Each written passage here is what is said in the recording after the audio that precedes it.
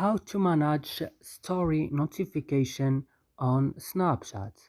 Hello guys, how are you? Today I will teach you how to do this. Just watch the video until the end. You go first and you open Snap. Then when Snap is opening, you go up and you open your profile. After this, when your profile is opening, you go here on settings and click. Then you go down to notification here and click.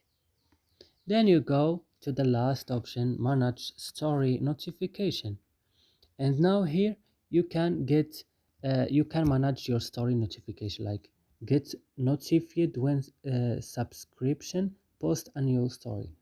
You will choose, and when you finish you will just click down here like this, and that's it. I hope this video is helpful for you guys. Don't forget to like and subscribe in our channel, and see you next video.